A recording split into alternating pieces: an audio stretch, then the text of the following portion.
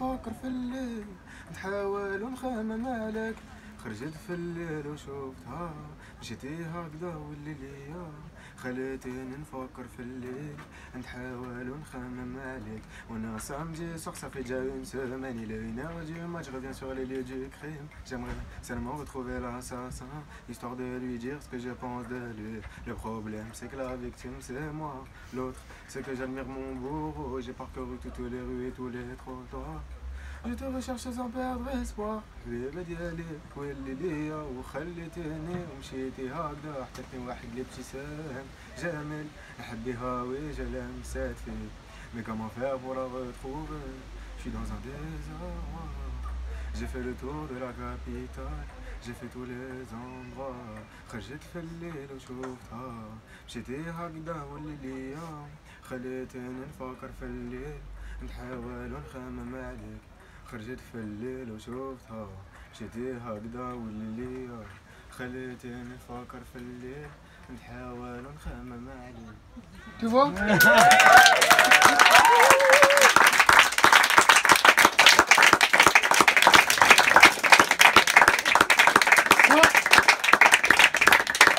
Ça c'est de la bombe et c'est bien ce que je me disais.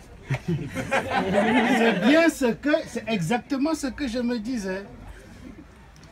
Parce que quand j'étais à Yaoundé, en 1900, beaucoup, 1900 très longtemps, pour dire à peu près exactement, c'est vers 1982, en 82 que je suis entré au collège CS de Ngoaekele.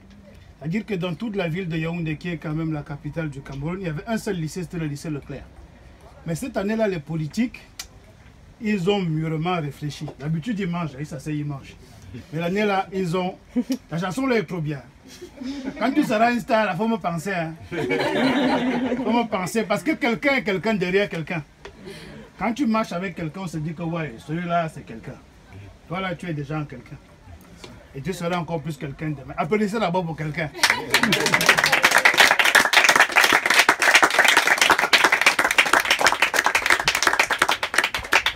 Donc c'était en 1982 et les hommes politiques, au lieu de manger comme d'habitude, de détourner des sommes avec tellement de zéros que tu n'es même pas sûr que c'est des sommes qui existent. C'est la vérité frère, je ne mens pas, hein, je jure. Ma mère m'avait dit de ne pas souvent jurer. 3 doigts à terre, je jure ma mère. Je ne mens pas. Moi je dis jamais la vérité. Il y a un là, il a détourné tellement d'argent. Quand il détourne, parce qu'au Cameroun, tout en espèces, c'est cash. D'ailleurs, aujourd'hui, tu peux aller à l'ambassade du Cameroun, prendre un visa pour aller au Cameroun. C'est écrit à l'ambassade, espèces seulement. On est en 2020. Pas de carte bleue. Il y a la traçabilité. Ce n'est pas bon. Espèces seulement. Parce que quand les grandes madames vont venir du pays là, pour faire leurs courses aux frais du contribuable, ben comment? Un petit fax va venir de Yaoundé pour dire que madame est venue faire de les facilités là. Hein? Le trésorier payeur va partir chercher une valise toute diplomatique, parce que la valise diplomatique, le douanier n'a pas le droit d'ouvrir. Même si c'est Dupont-Moretti qui demande qu'on ouvre, on ne peut pas ouvrir. La valise est diplomatique. Et grâce à la valise diplomatique, elle va faire ses emplettes, elle s'achète beaucoup d'habits, de vêtements. Mais je ne perds pas les fils, on est en 82. Donc on a créé beaucoup de collèges. Et moi j'ai passé le concours d'entrée au CS de Ngoaekele. Comme moi je suis le 7e enfant de papa Maurice et maman Hélène, et que papa est directeur d'école, c'est papa qui paye souvent la scolarité de mes cousins qui n'ont pas beaucoup d'argent. Donc je n'aime pas trop demander à papa beaucoup de choses. Donc quand il m'a déjà acheté mes 2 paires de chaussures de la rentrée, parce qu'on peut faire les courses, au marché à la rentrée. Il faut bien choisir tes chaussures. La mère avait bien dit que la chaussure allemande là, c'est costaud, hein. Petit Simon, prends la chaussure là. Il a regardé la chaussure comme ça. La chaussure était un peu noire, un genre. Moi-même, j'ai senti que la chaussure pouvait être solide, mais c'était trop noir, un genre. Ça ne flashait pas. Je vois une chaussure flashy, qui brille.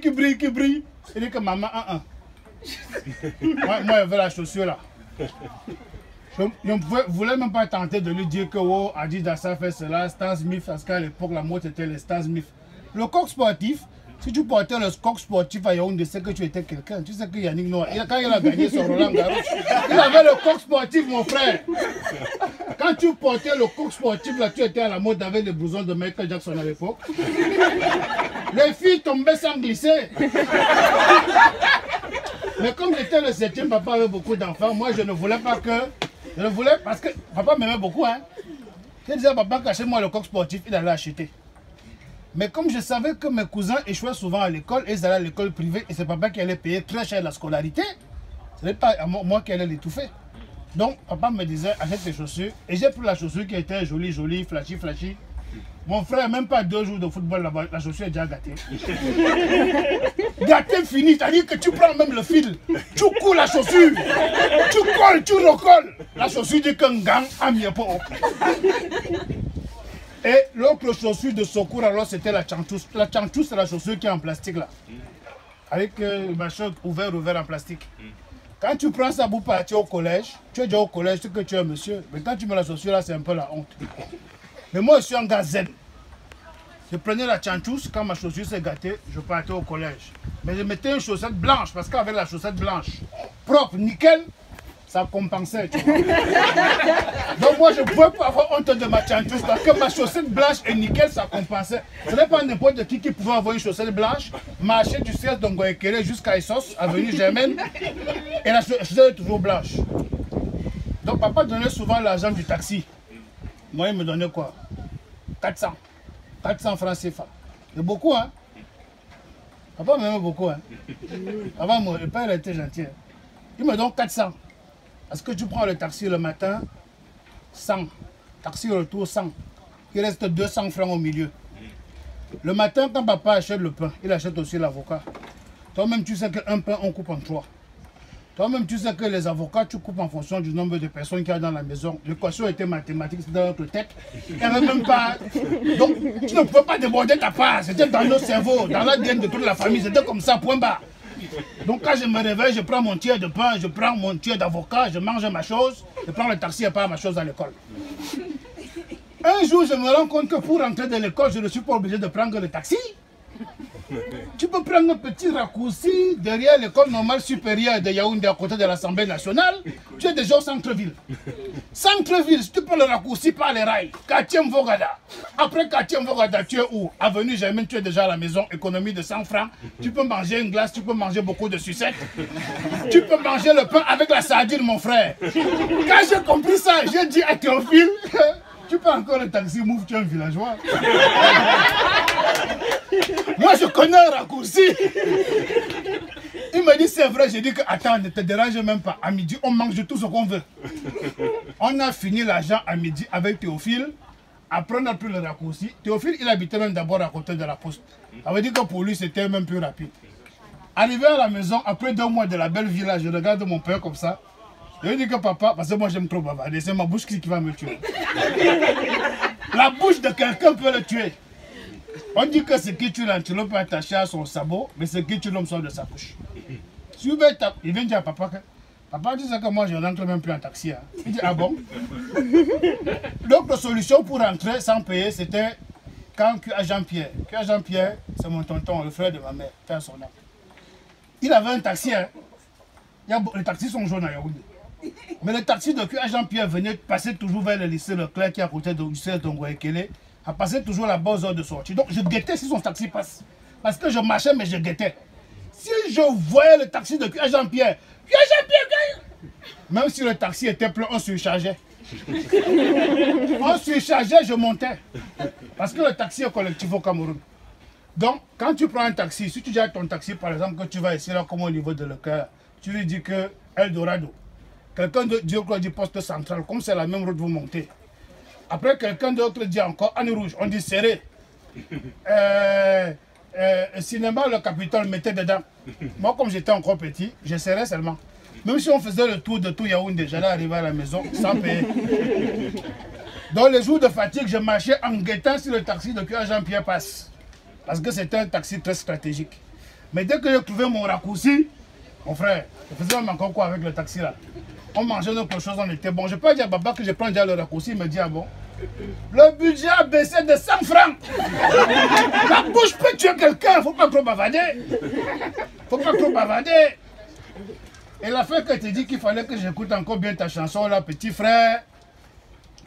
N'est-ce pas, quand tu commences à grandir, on te met les os glacés, ça me dit comment noni. Mais comment? Les os glacés, ça me dit comment noni. Et moi, mon nom de famille c'est Simo. Tu sais ce qu'elle s'est mis à chanter, Jocelyne Beroy? Simo. Moi je veux un homme doux comme Simo. Oh, oh. Non, parce que la chanson fait Simo. Moi je veux un homme doux comme Simo. Oh, oh. Un homme doux comme le sirop et tout ça. Et comme j'ai dit Simo, en classe, bah, il chantait ça comme ça. Et j'ai vu une fille là, elle avait une démarche là vraiment. La démarche là me bouleversait souvent. Une petite fille du Nord là, un peu noire comme ça là. Bien élevée avec les bonnes manières, les gens qui ne traînent pas n'importe où, n'importe comment là. Je veux partir parler à la fille. Mes chaussures n'étaient pas encore gâtées. Hein. Les chaussures que tu connais là, qui étaient un peu brillantes là. C'était beau gosse. Et en plus, comme mon grand frère, Dodo avait eu la bourse pour partir au Canada. Parce que les élites africaines, là, on les envoie à les bourses. Donc Dodo, il est ingénieur en quoi là, électronique. Il a une bourse pour partir au Canada. Donc, il pouvait acheter les vrais habits. Que quand on envoie ça au pays, tu flashes les gens avec. Le gars m'a acheté un blouson qui défait le blouson de Michael Jackson. Quand je mettais le blouson, il faisait d'abord le tour du quartier avant de me demander où je pars. Parce qu'il fallait que le quartier témoigne que oui, Aline a porté le blouson. Et l'autre, Aline ne me connaissait. Hein. Donc, la première fois qu'il m'avait mon blouson, il m'a dit que Aline, ton blouson il est beau. Hein. Il dit que ouais. Il me dit que c'est ton grand frère qui a payé. Je le guette comme ça. Il rit un peu là. Il dit que là, tu vas faire le tour du quartier. Il dit, ah, quitte là. Et j'ai fait le tour du quartier. Donc le jour là, la fille là, une fois je la vois, elle passe. Je veux partir. Après, comme parfois les pieds, le cœur veut partir, les pieds ne partent pas, je ne suis pas parti. Mes amis commencent à se moquer de moi comme mof, tu n'es pas un homme, mof. À parler à la fille, c'est quoi ton problème? Tu as peur? Un jour, tous mes amis étaient là comme ça là. Je la guette, ils me disent qu'Ali nous attaque. Je dis que c'est quoi non? Ali nous attaque.